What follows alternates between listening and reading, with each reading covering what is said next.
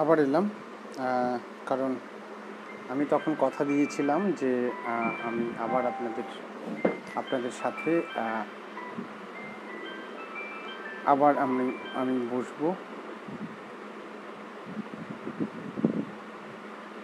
তো যেহেতু কথা দিয়েছি, এবার তাই আবার এলাম। নিশ্চয়ই যারা আছেন তাদেরকে সঙ্গে নিয়েই শুরু করতে চাই। যারা আছেন তারা একটু সাড়া দেবেন। আর কবিতা ঠিক যাদের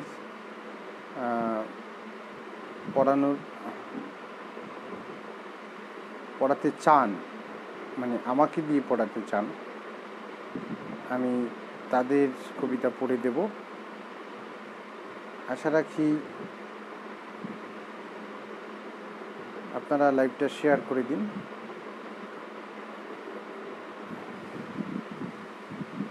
যারা আছেন একটু সাড়া দেবেন। দুটো কবিতা এর আগে এক অন্য আমি সুচিত্রা দাসের আমি পড়েছিলাম। এবার আমি আরও কিছু কবিতা আমি পড়ব। তার মধ্যে অবেলার চিঠি হিমাদ্রি বসুর একটি কবিতা আমি পড়ব, একটি কবিতাই পড়ব। হিমাদ্রি বসুর পরিচয়টা একটু আমি আপনাদের দিই।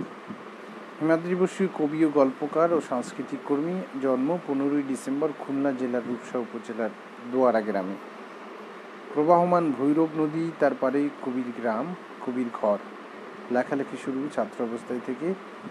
রাষ্ট্রবিজ্ঞানে স্নাতক শেষে পেশাগত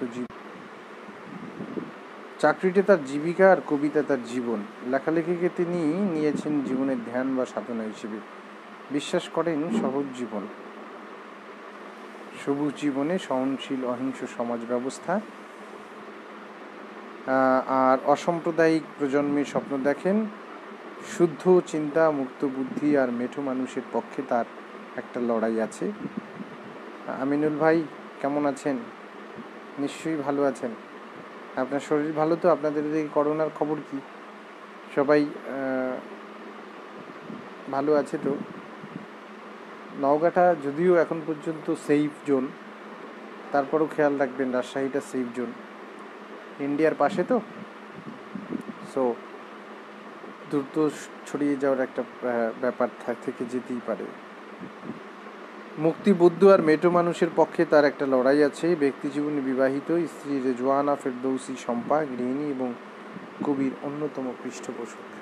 যাক, কবির বউরা যদি পৃষ্ঠপোষক হয় তাহলে খুব সুবিধে হয়, অন্তত সন্দেহ বাতিকতাটা থাকে না। আমি আজকে মোটামুটি কয়েকটা কবিতাই পড়ব। যদি আমি দেখি এখানে মানুষ সাড়া দেন তাহলে আমি তাদের কবিতাও পড়ব, যেটা এর আগে 8টার সময় লাইভে তখন আমি পড়েছিলাম। এখানে যদি যারা কবিতা দেবেন তাদের কবিতাটা আমি পাঠ করব। আর আজকে হিমাদ্রি বসুর একটি কবিতা আমি এখান থেকে বাছাই করব। শ্যামাদির শেষ চিঠি, এটা 52 পৃষ্ঠায়। আমরা 52 পৃষ্ঠায় চলে যাব। বইটা আগে আমি একটু দেখিয়ে নিচ্ছি। অবেলার চিঠি, হিমাদ্রি বসু, ওনার জীবনী পড়ে শোনালাম। প্রত্যেক দিনই আমি এটা করছি, এক একজন কবির বই নিয়ে আমি তাকে নিয়ে আলোচনা করি এবং তার অন্তত একটি বা দুটি কবিতা আমরা পড়ে থাকি। তো 52 পেজে আমরা যদি যাই, আলহামদুলিল্লাহ ভাই ভালো আছি। তবে ঘরে থাকতে না, ঘরে থাকলে বেঁচে যাবেন, বেঁচে যাবে আপনার ফ্যামিলি, বেঁচে যাবে সারা দেশ, বেঁচে যাবে সেই সাথে সারা পৃথিবী। আমি মনে করি আমাদের এই একটু বোরিংটা সারা পৃথিবীর মানুষের জন্য সফলতা বয়ে আনবে। অতএব আমাদের ঘরে থাকতে হবে। ঘরে থাকুন, নিজে বাঁচুন, অন্যকে বাঁচান। আমরা শ্যামাদির শেষ চিঠিটা একটু পড়ব। শ্যামাদিকে আজ খুব মনে পড়ছে রঞ্জন। 43-6 বেনিবাবু রোডের পুরনো সেই কালী মন্দির, মন্দিরের পাশের গলিতে নোনা ধরা স্যাঁতস্যাঁতে দোতলা সেই বাড়ি, যে বাড়িতে শ্যামাদিরা থাকতেন। তোর মনে আছে কি? তোর মনে আছে কি না আমি জানি না। শ্যামাদি দীর্ঘশ্বাস আর জল রং মিশিয়ে প্রেম আর প্রার্থনার ছবি আঁকতেন। মন খারাপের দুপুরগুলিতে দিদির বুকের মধ্যে রক্তাক্ত পাখির ডানা জাপটানি শোনা যেত। দিদি আমার হু হু করে কাঁদতেন। আর উচ্ছ্বাসিত সন্ধ্যাগুলোতে জীবনবাবুর কবিতাগুলো তার কণ্ঠে প্রাণ ফিরে পেত। দুই শ্যামাদি বোধ হয় আরো দুটো দিদি ছিল, তাই না রে? ছিল চোখে ছানি পড়ার বৃদ্ধা মাসি, ডান পিঠে 3টি খরগোশ, লাল টুকটুকি ঠোঁটের একটি ঝগড়াটে টিয়া, আর ছাদের আলসেতে একটি নিঃসঙ্গ চন্দ্রমল্লিকার টব। কিন্তু দুঃখ এই জীবন প্রত্যাশী মেয়েটিকে উষ্ণ রাখার জন্য তার বুকের কাছে বলিষ্ঠ একজোড়া হাত ছিল না। যতদূর মনে পড়ে, দিদিকে আমার কেউ কখনো বলেনি, শ্যামা তুমি অপেক্ষা করো, আমার ট্রেন এইমাত্র ছাড়ল, আমি আসছি, আমি আসছি। ধন্যবাদ। কবিতাটা যদিও প্রেম, বিরহ এবং সমস্ত রকম একটি জীবনের উপাখ্যান নিয়ে এই এই এই কবিতাটা, বইটা, আমি এই বইটার কবিতাগুলো পড়েছি, আরও কিছু পড়েছি। আমাদেরটা আমার পড়া হয়নি। আমি এবার মাহফুজা আহমেদের একটি কবিতার বই, কাউসারুল ইসলাম ভুবন আমার লাইভটা দেখতে পাচ্ছে। এবার আমি এই বইটা একটু দেখাতে চাই। আমি সুদূরের পিয়াসী, মাহফুজা আহমেদ। ওনার একটি কবিতা আমার ইউটিউবে কবিতা কথন, আপনাদের চ্যানেল, রিলিজ হয়েছে। উনি ভালো লেখেন, খারাপ না। বর্তমান প্রজন্মের জায়গাটা থেকে আমি বলবো, উনি আসলে খুব ভালো লিখছেন, শিক্ষণীয় আছে। তো আপনাদের আমি এই কবিতা কাব্যগ্রন্থ থেকে, এই সুদূরে প্রিয়াসী থেকে আমি অনুভবে অনুরণন, এই জায়গাটা আমি একটু পড়ে আজকে আপনাদের আমি শোনাবো। মানে কিছু মানুষ আছেন প্রচুর রকম মেসেজ করেন লাইভ চলাকালীন। আপনারা যখনই মেসেজ করবেন বা যত কিছু, আমিনুল ইসলাম, কাউসার ইসলাম ভুবন অ্যান্ড মহার্ঘ রয় আর ওয়াচিং উইথ ইউ, ধন্যবাদ। এখন পর্যন্ত 5 জন এসে, হয়তো রাত বাড়ার সাথে সাথে আরও কিছু আসবেন। আমি অনুভবে অনুরণন পড়ছি। তোমার সুললিত অতুল রূপের মোহনায় কোনো এক লালিমা মাখা স্নিগ্ধ বাসন্তী বিকেলে মুগ্ধতার আবেশে হারিয়ে গিয়েছিলাম। আমার অস্পর্শ ফুরফুরে ভাবনার অন্তরালে হারিয়ে গিয়েছিলাম পুলকিত মনে। বিজলি চমকিত দুরু দুরু বুকে ভালোবাসার ঐশ্বর্য ভরা চিরসবুজ গহীন অরণ্যে। দুচোখের সমুদ্র সম নীলাভ চাহনির ফাঁকে আমার উত্তাল উদ্দীপ্ত অনুভূতিগুলো ভোরের শিশির সিক্ত হিমেল আবেশে গোলাপি ও পেলব মাখা ভেজা ঠোঁটে গভীরে জেগেছিল তোমাকে জড়িয়ে প্রাণের পরশে। প্রকম্পিত হৃদয় শাখো পারাপারে ভাষাহীন নির্বাক অপলোক সৃষ্টি সুখে আচমকা বিদ্যুৎ খেলে মায়াবী মুখখানিতে কপল ছুঁয়ে যায় রক্তিম পলাশের আবির মেখে। শৃঙ্খল বাধা গতিহীন জীবনের আঙিনা, গোপন বর্ষা প্লাবনে অঝোর ধারায় ভিজে কামনার চারাগাছ। ডালপালা অঙ্কুরিত হয় অনুভবে অনুরণে, আলো আধার মাঝে।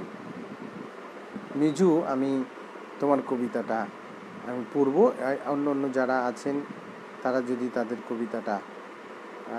কবিতাগুলো দেন তাহলে আমি আমি আমি পড়ার চেষ্টা করব। আমি কিন্তু আবৃত্তি করব না, আমি পড়ব। এক সেকেন্ড, আমার একটা ফোন এসছে, এখানে সমস্যা হবে না, আমি একটু কথা বলে জেনে নিই। হ্যালো হ্যালো, হ্যাঁ, কোথায় তুমি? হ্যাঁ, না আমি আর একটু পরে আসতেছি, একটু পরে। আমি এই নাম্বার তো তোমার, এই নাম্বার তো তোমার বাসার কাছে আমি চলে আসছি, দাঁড়াও, আমি আসবো তোমাকে ফোন দেবো এই নাম্বারে। হ্যাঁ, ওকে ওকে। যাই হোক, একটা ইমার্জেন্সি ফোন ছিল, আমাকে খুঁজছেন এই কোয়ারেন্টাইন, এই লকডাউন টাইমেও, যদিও একটা অফিসিয়াল ম্যাটারে। যে লোভ, HM মিজু, ছেলেটা খারাপ লেখে না, আমার সাথে দীর্ঘদিনের একটা যোগসূত্র আছে। কখনো কি মৃত্যুর আশা করেছো? না, করনি। বাঁচার ইচ্ছে তোমার, আর একটি দিন যদি বাঁচতাম। হায় আফসোস, হায় লোভ, তুমি নিতান্তই আপনার জন্য ভেবেছ কতটা লোভী তুমি। বিলাসিতা, সুখ, ঐশ্বর্য ইত্যাদি ইত্যাদি। আচ্ছা, তুমি কেমন মৃত্যু চাও? নিশ্চয়ই মৃত্যুর পরে তোমায় স্মরণে রাখুক সবাই, কিন্তু কি অবদান তোমার সকলের তরে? কতটুকু ভালোবেসেছ অন্যকে যতটা নিজেকে? তুমি লোভী, যা করেছ তা আপনার জন্যে। তাহলে তুমি সক্রেটিসের মতো বীরত্বের মৃত্যু চাও কিভাবে? তুমি তো অপেক্ষায় নেই সেই হেমলক পানে, কারণ তুমি লোভী। আর একটি দিন বাঁচার ইচ্ছে তোমার, আর একটি দিন বাঁচার ইচ্ছে। বন্ধুরা, আপনাদের আমার কথা হচ্ছে গিয়ে, আমি এখানে যেহেতু এসেছি, অলমোস্ট যারা দেখছেন, আমি ওই লাইভটা যে করেছি ওখানে প্রচুর রকম মানুষ সন্ধ্যার পরে ভিড় করেছে। এখানটা একটু হয়তো আমি দেরি হয়ে গেছে, এবার টাইমটা মেনশন করতে সময় লেগেছে।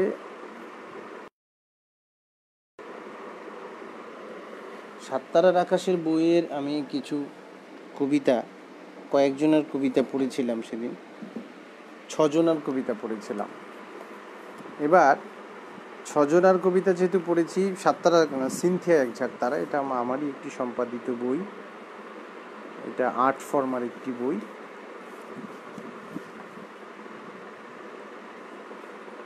এই বইটা ইন্টারন্যাশনালি অনেক জায়গায় খুব নাম করেছে। তো এখানে আমি 6 জন কবির কবিতা আমি পড়েছিলাম।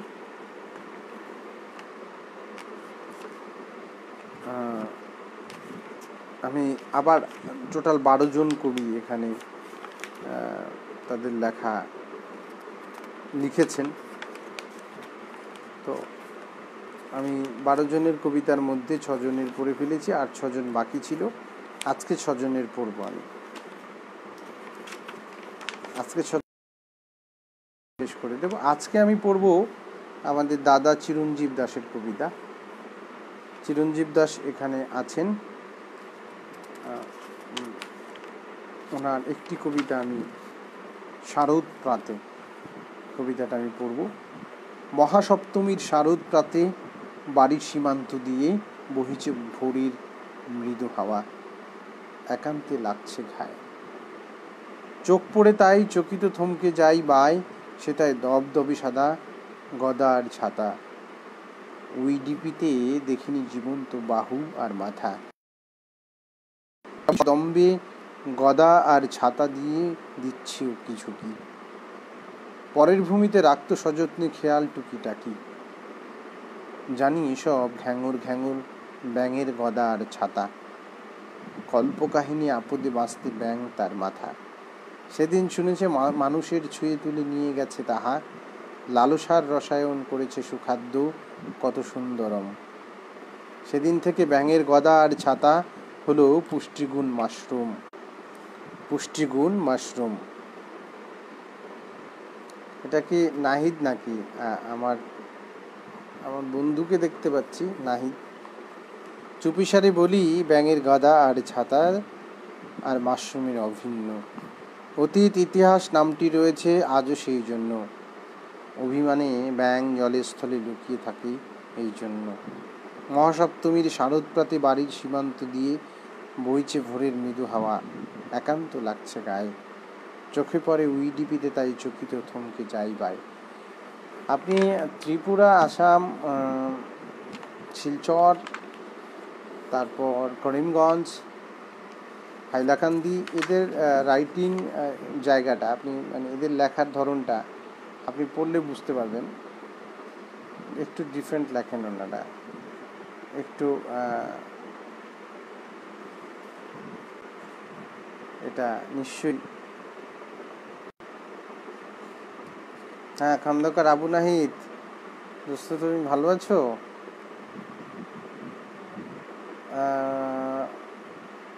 তোমার সাথে অনেকদিন কথা হয় না। এবার অরুণ চাকমার একটি কবিতা, কবিতারা কাঁদে। সভ্যতার বুকে পড়েছে ধস, অসভ্যতায় হয়ে সবে বশ।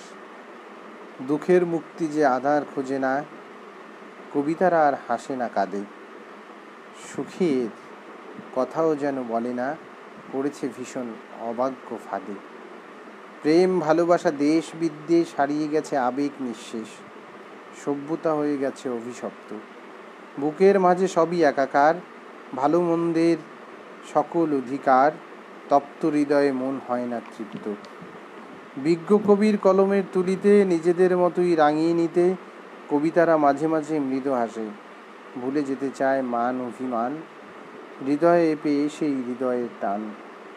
তখনই কবিদের মন নাচে, সত্যি তখনই কবিদের মন নাচে।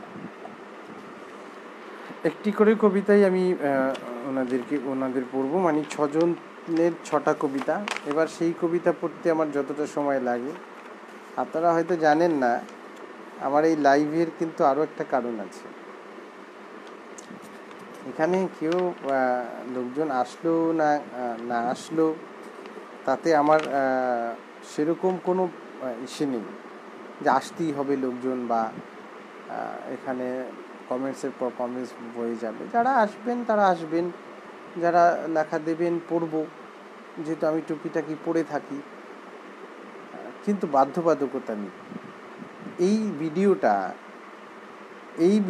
আমার ইউটিউব চ্যানেলে চলে যায়, এই ভিডিওটা আবার আপলোড হয়ে আমার ইউটিউব চ্যানেলটায় চলে যায়। সো আমার না ওই এইখান থেকেই কোনো মানে আমার কোনো পাবলিসিটি বা ইত্যাদি এই জন্য করা হয় না। আমি 10টি এপিসোড করব এই মাস এবং আগামী মাসের প্রথম সপ্তাহ পর্যন্ত। আমার আজকে সহ 3টে এপিসোড, মানে আরও 7টা এপিসোড করব মোটামুটি আগামী মাসের অর্ধেক পর্যন্ত। লকডাউনে মানুষের যদি একটু ভালো লাগে, প্রত্যেক দিন আসছি এই কারণে যে আপাতত খুবই সারা বাংলাদেশের তথা বিশ্বের অনেক জায়গারই অবস্থা খারাপ। আসেন পুনম দত্ত প্রত্যেক দিন লাইভে আসেন, কিন্তু কোনো কথা বলেন না কেন? হ্যাঁ, কথা বলতে নিষেধ নেই এখানে, মেসেজ ফরওয়ার্ডিং করতে কোনো প্রবলেম নেই।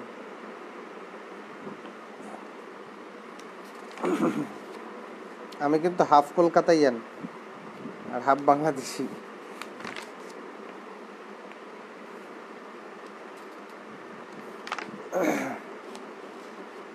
আশুতোষ দাস একজন প্রথিতযশা লেখক, যিনি ভারতবর্ষের আসামে থাকেন। তার একটি লেখা, তার অলমোস্ট 5টি লেখা কবিতা কথন চ্যানেলটিতে ইতিমধ্যে রিলিজ হয়েছে। আরও কিছু কবিতা রিলিজ হওয়ার অপেক্ষায় আছে। প্রত্যেক দিন বিভিন্ন আবৃত্তি শিল্পীরা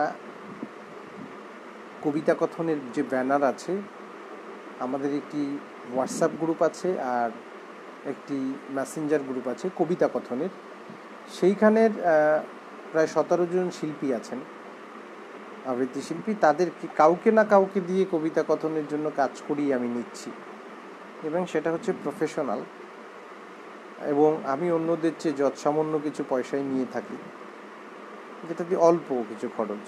আপনার এবার আমার চ্যানেলে গিয়ে যার যার কবিতা ভালো লাগবে, যার পাঠ আপনার ভালো লাগবে, তাকে দিয়ে আমি কাজ করিয়ে দেব, কোনো ব্যাপার নেই।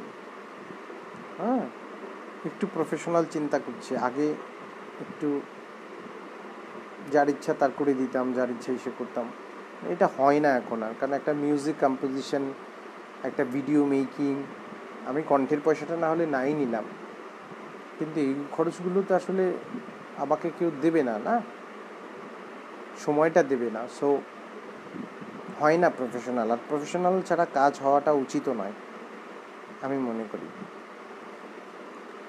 না, কবি আশুতোষ দাসের কবিতা না, না শব্দকে এক্ষুনি অভিধান থেকে তুলে দাও, কোনো কিছুই এখন না বলবো না, সবই এখন শুরু, মৃত্যুর অমোঘ নিয়ম ও আরম্ভের প্রারম্ভের বলা যায়।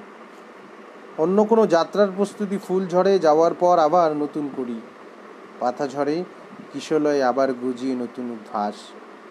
আর কখনো না বলবো না, রাত্রির গভীরে আবার ভোর হওয়ার পূর্ণ প্রস্তুতি, শীতের কুয়াশা ঢাকা মুখ থেকে হঠাৎ বর্ষার অঝরি স্নানে ভাষা পরিক্রমা। তাই বুঝি অমোঘ নিয়তি স্টেশনের যাত্রীবাহী ট্রেন ছুটে যাওয়ার পর আবার আসবে ট্রেন, আমার একান্ত প্রিয় বন্ধুরা কখনো না বলো না।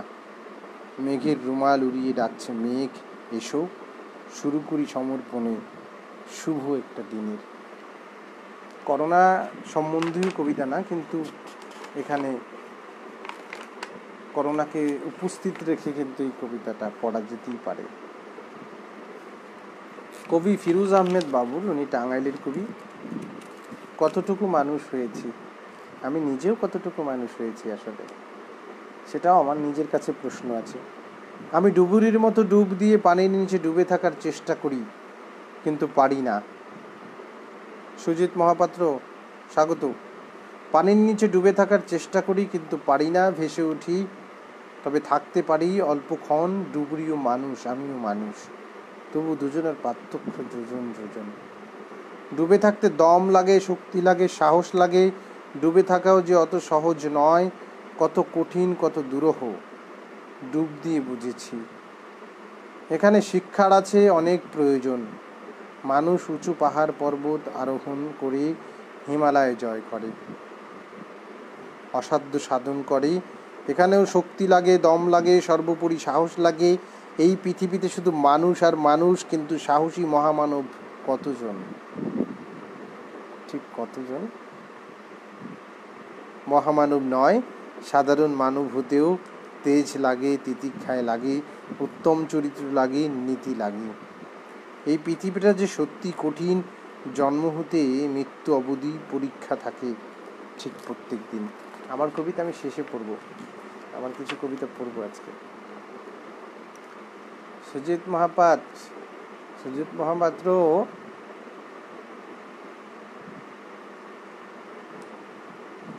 এসেছেন, ভালো করেছেন। আপনি শেষ বেলায় আসেন সবসময়, আপনি আর সজলদা।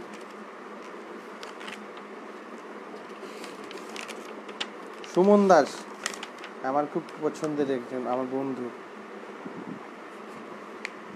ও আসামের লোক।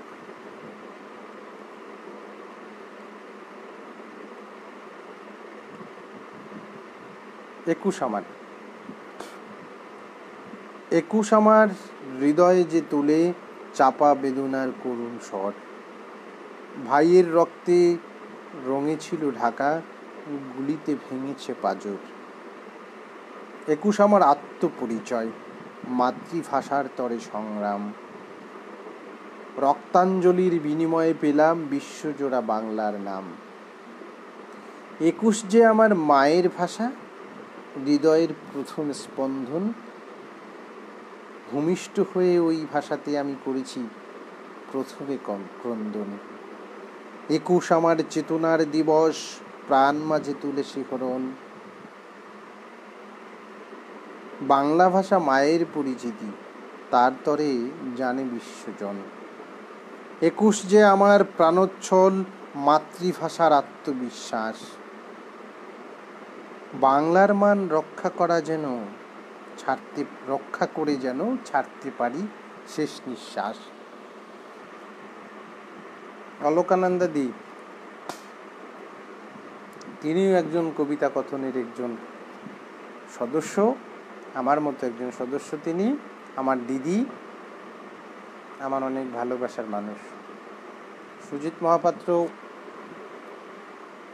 ভালোবাসার মানুষ কিনা আমি সেটা বলবো না, তবে খুব অল্প দিনই আমার খুব কাছে চলে এসছে, আমি জানি না। এবার আমি একজন ডাক্তার কাম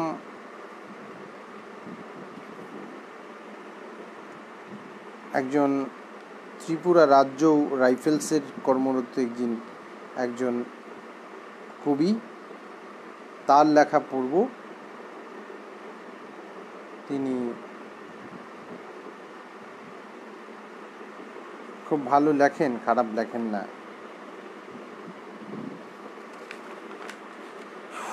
প্রকৃতি তার একটি লেখা। প্রকৃতি অর্থে নিসর্গ ভাব আত্মা।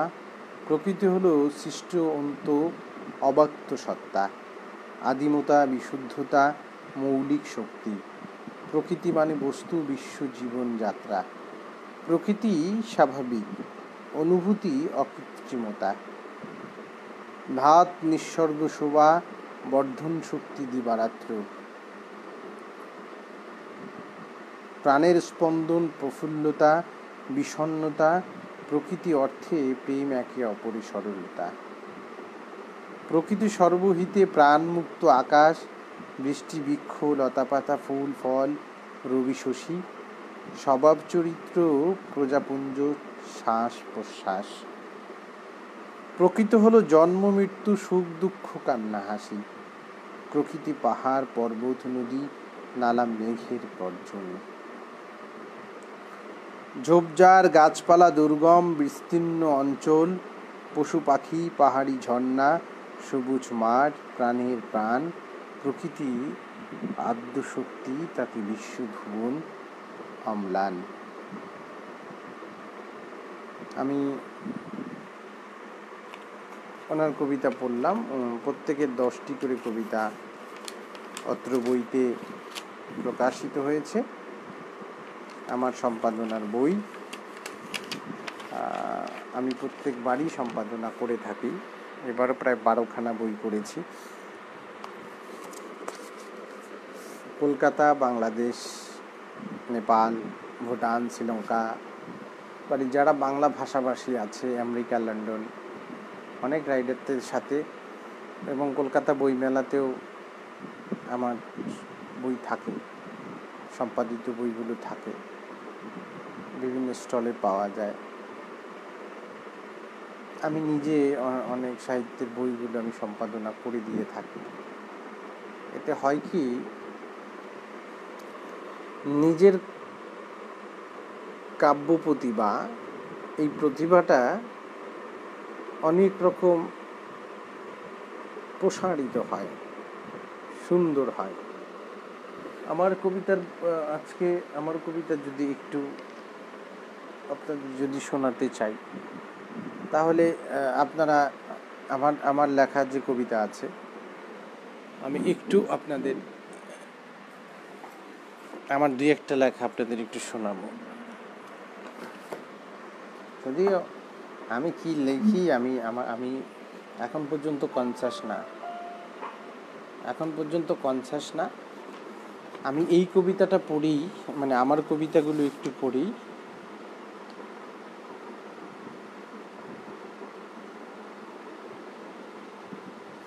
আমি আজকে লাইভ থেকে বিদায় নেব।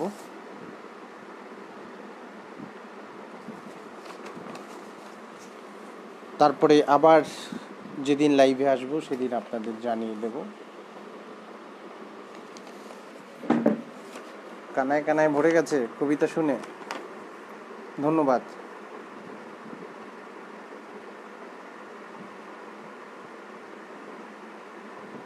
কবিতা হতে চাই, আমার স্বরচিত কবিতা। আমি তোমার কবিতা হতে চাই, বুক বিদীর্ণ করা শব্দ বুলেটে। শব্দ বুলেট হয়ে ঝুটতে চাই কবিতার খাতায়। নৈশব্দে অযাচিত অনুপ্রবেশকারী হব, ঢুকে যাব লৌহিত রক্তকণিকা হয়ে।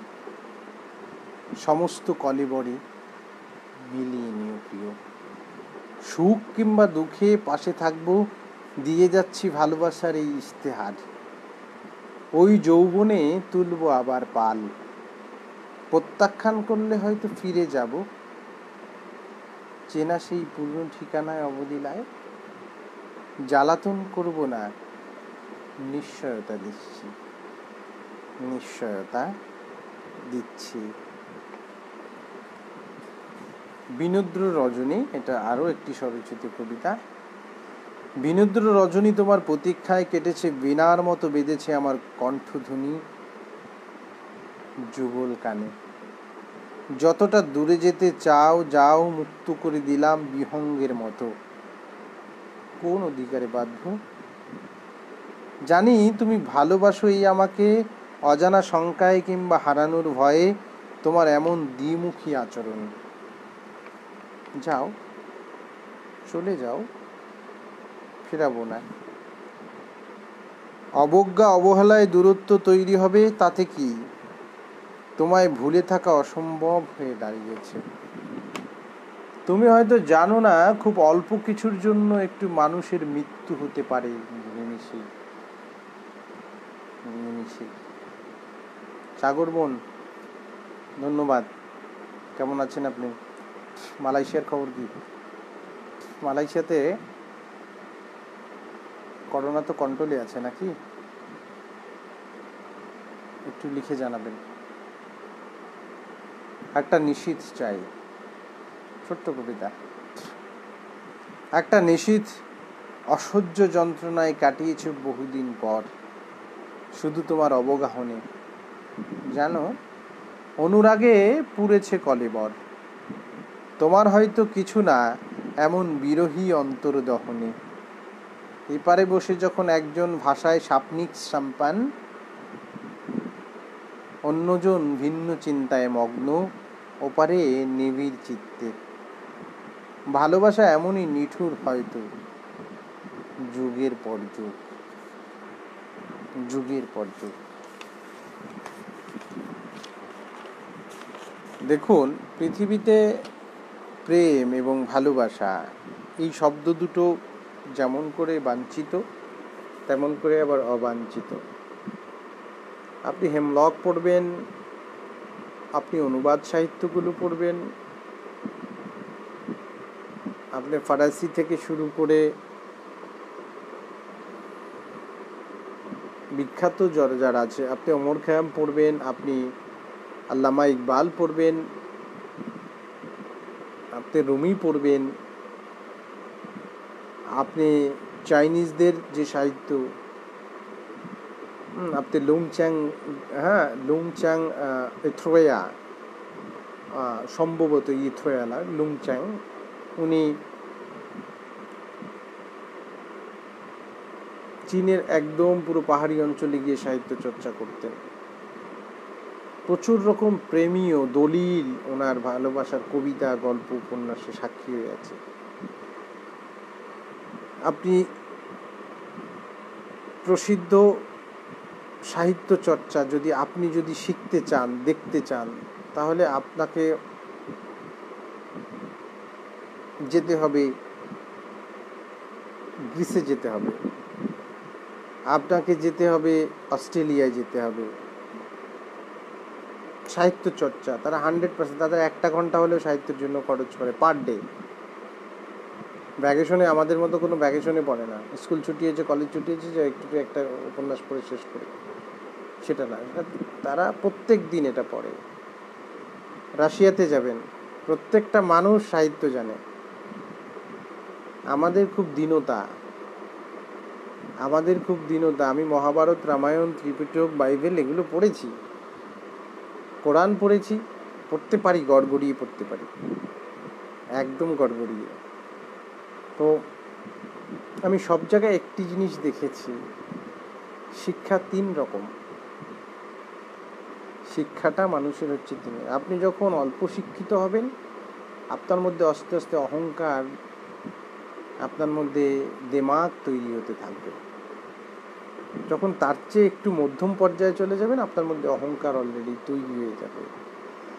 এবার আপনি যখন পূর্ণ শিক্ষিত হবেন, স্বশিক্ষায় শিক্ষিত হবেন, প্রাতিষ্ঠানিক শিক্ষায় শিক্ষিত হবেন, তখন আপনি একদম চুপ হয়ে যাবেন। তার মানে যারা উচ্চ শিখরে চলে গেছে, তারা আমাদের মতো এরকম বকবকটা করবে না। অহংকার, নিজেকে জাহির করার, আমি হ্যান করেঙ্গা ত্যান করেঙ্গা, এই প্রবণতাগুলো প্রচুর আছে। আমি লিখছি আমি কালিদাস পণ্ডিত। আপনাদের একটা গল্প বলি। আমার শিক্ষক একটা গল্প বলেছে, আমি যদিও একটু আড্ডা দিচ্ছি আপনাদের সাথে। আমার শিক্ষক একটা গল্প বলেছেন আমাকে ছোটবেলায়, আমি এটা এখনও বলে থাকি অনেক জায়গায়। আমি স্পিচ দিতে গেলে কোনো মাইক্রোফোনের সামনে সময় থাকলে বলি। কালিদাস পণ্ডিত আর বিদ্যাসাগর সমসাময়িক না হলে একটু আগে পিছনের, তারা সাহিত্যিক ছিলেন, কবি ছিলেন। একদিন রাস্তায় দেখা হয়েছে। এবার দেখা হওয়ার পরে জিজ্ঞেস করছে, এই পণ্ডিত, বিদ্যাসাগর জিজ্ঞেস করছে, পণ্ডিত কেমন আছো? হ্যাঁ ভালো আছি। বিদ্যাসাগর, আপনি ভালো আছেন? হ্যাঁ ভালো আছি। তুমি তো পণ্ডিত, এসো কথাবার্তা বলছে, তুমি পণ্ডিত, তুমি একদিন এসো আমার বাড়িতে, তোমার পাণ্ডিত্য দেখবো। সো গেছেন, বেশ অনেক দিন পরে গিয়েছেন। তো যাওয়ার পরে কাউকে দরজা বারবার টোকা দিচ্ছে, কেউ খুলছে না। না খোলার পরেই উনি পেছন দিয়ে, আপনি গ্রামে দেখবেন ওই যে আমাদের সুপুরি গাছের খোল বা নারিকেল পাতার ইসে দিয়ে আপনার ওই চারোপাশটা ঘিরে দেয় বাড়ি ঘরের, যেন বাইরে থেকে লোকজন হেঁটে গেলেও মহিলাদের না দেখতে পারে, বা পুকুর ঘাটলা ইত্যাদি যেগুলো আমরা বেড়ার মতো ব্যবহার করি। তো উনি বেড়া একটু ফাঁক করে দেখলেন যে কেউ আছে কি না। দরজাটা তো ভেতর থেকে দেওয়া, মনে হয় কেউ আছে। তো দেখলো 3জন মেয়ে, মানে 3 বয়সের 3জন মেয়ে মানুষ বসে আছে।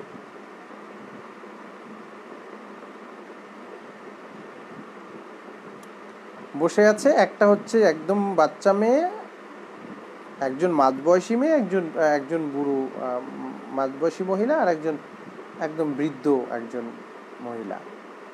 তো 3জন সিরিয়াল করে, গ্রামে যেরকম আপনার মাথায় বিলি কাটছে। তো মেয়েটা বলে উঠলো, ওই যে ওনার উকি দেওয়া দেখে, মেয়েটা দেখে ফেলেছে ওনাকে।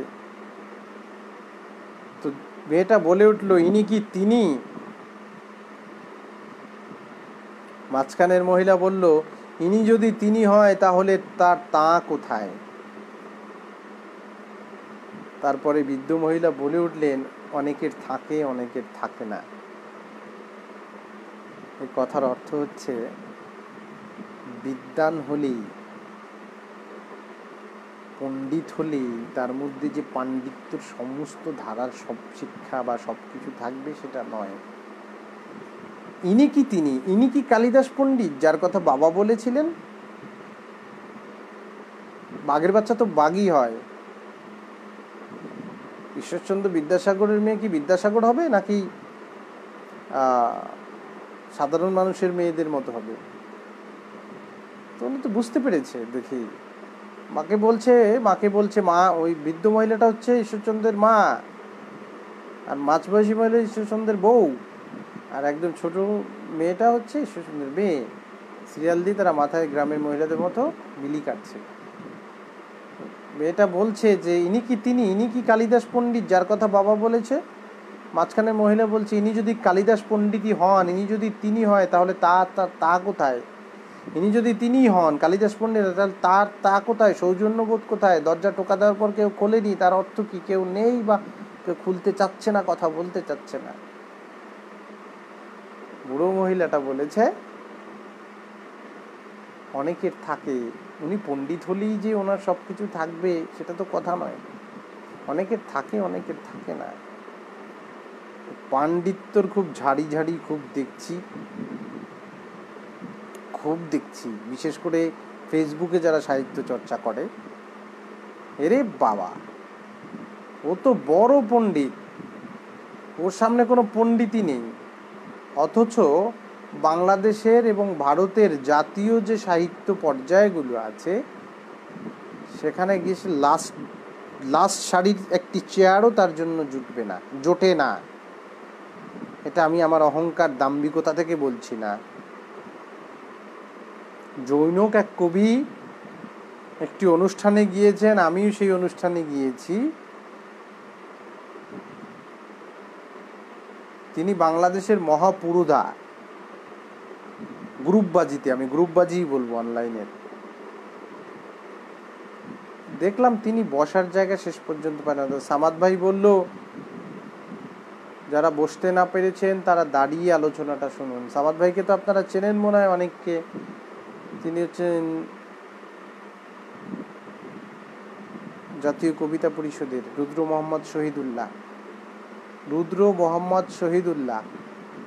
আপনারা গুলিয়ে ফেলবেন না। রুদ্র মোহাম্মদ শহীদুল্লাহর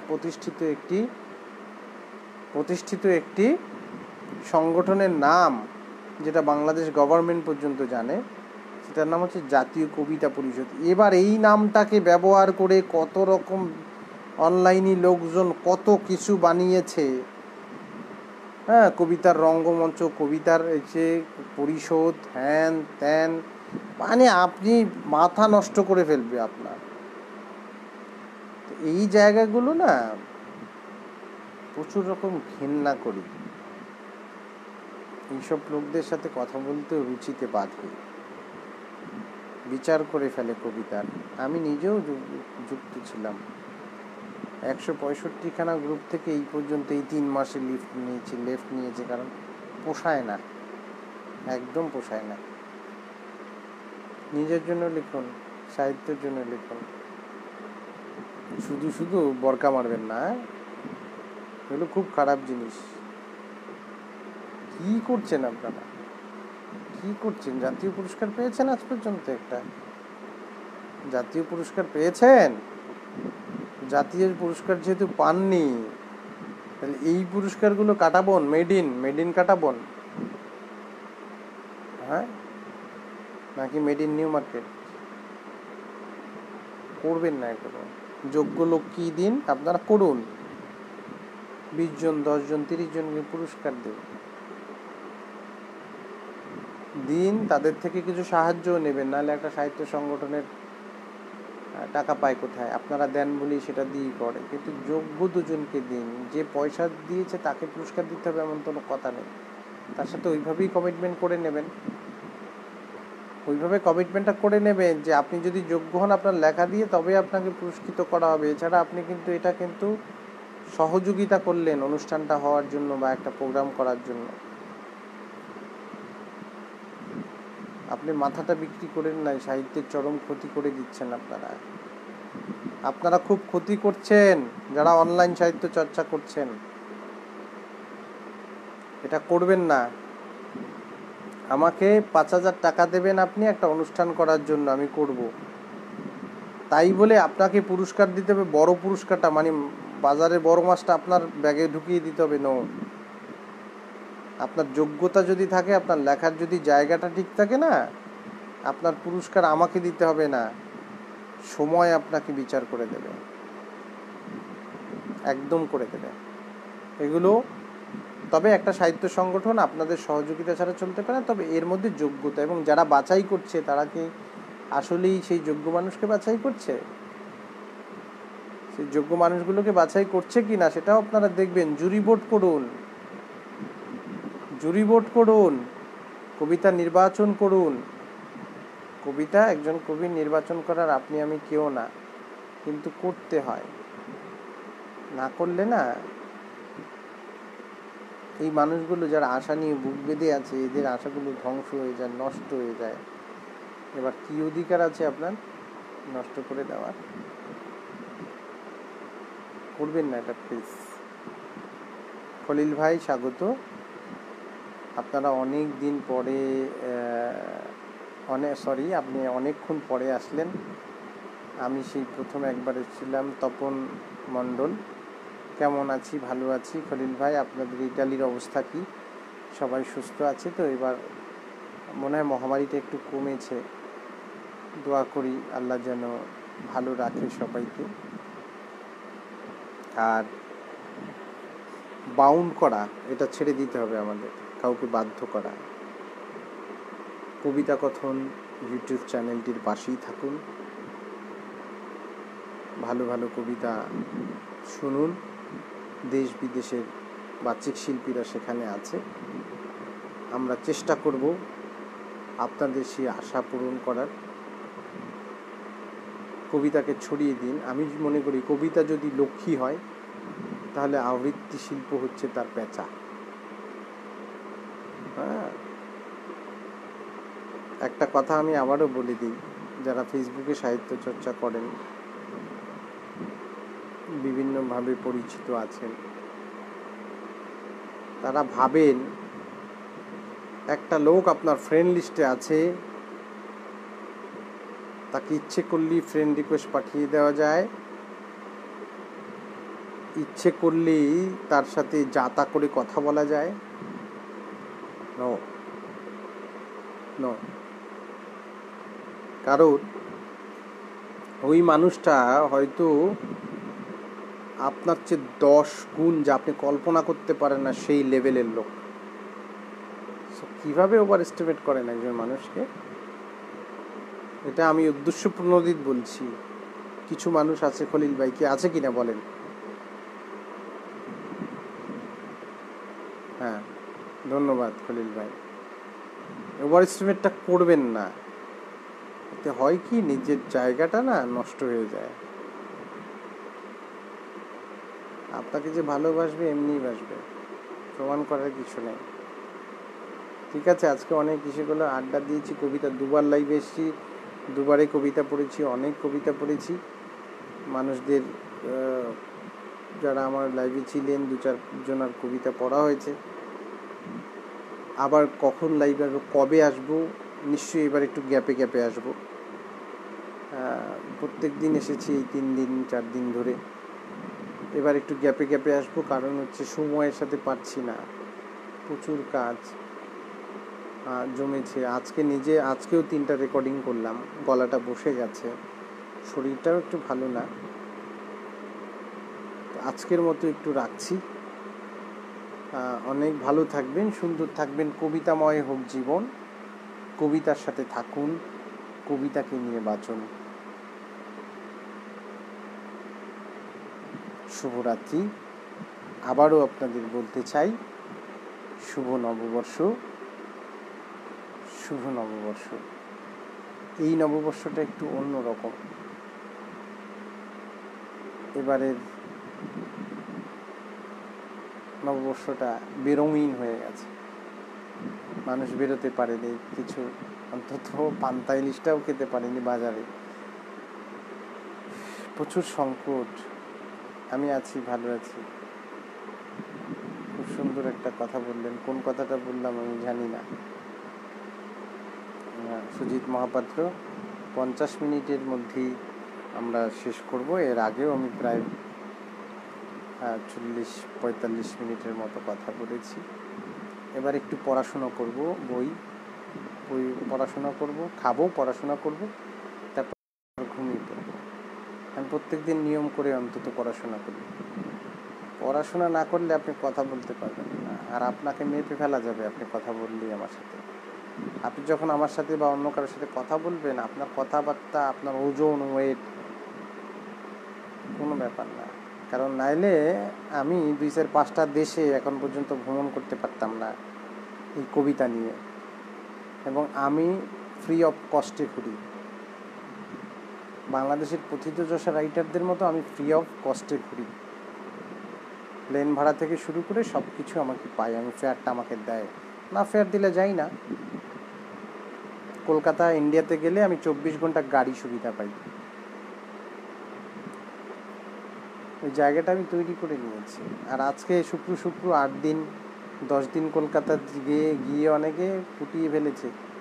কলকাতার মঞ্চে আমি কবিতা পড়ে এসেছি জানো। আমি পড়েন না ভাই, আপনি লন্ডনে গিয়ে পড়েন না, দুঃখ প্রকাশ করার কিছু নেই ভাই, লন্ডনে গিয়ে পড়েন, তাতে কিচ্ছু এসে যায় না। আপনি লিখছেন কি সেটা দেখে দেখান না, সেটা দেখি। আমি যে মহাজ্ঞানী পণ্ডিত হয়ে গেছি সেরকম কোনো ব্যাপার নয়। ব্যাপার হচ্ছে কি নাম ফোটানোর কিছু নেই। আজ পর্যন্ত দেখেন তো আমার ফেসবুকে গিয়ে আমি যত ইন্টারন্যাশনাল প্রোগ্রাম করেছি একটা ছবি পাবেন। 62টা পুরস্কার পেয়েছি 2017 থেকে 2019 পর্যন্ত, ডিসেম্বর পর্যন্ত। একটা ছবি দিয়েছি? হ্যাঁ, এগুলো অনলাইন গ্রুপ থেকে পাইনি, ইন্টারন্যাশনাল এগুলো হচ্ছে অফলাইন গ্রুপ সব। ওই যে দেখেন পুরস্কার এখানে আছে কতগুলা, বস্তায় আছে কতগুলা। লাভ কি? কোনো লাভ নাই। লেখেন কি সেটা হচ্ছে ব্যাপার। লিখে যান, মহাকালের জন্য লিখুন, সাহিত্যের জন্য লিখুন। দুটো কথা লিখলে যেটা বাংলা সাহিত্যের উপকার হবে, দুটো শব্দকে নিজে বিনির্মাণ করুন, তাহলেই তো হবে সাহিত্য চর্চা। ক্ষোভ থেকে বললাম কথাগুলো। ভালো থাকুন, সুন্দর থাকুন, শুভরাত্রি। আবার দেখা হবে কোনো লাইভে। আর পার্সোনালি যারা বন্ধু লিস্টে আছেন তারা তো যে কোনো সময় কথা বলে নিতে পারেন। শুভরাত্রি, শুভ নববর্ষ।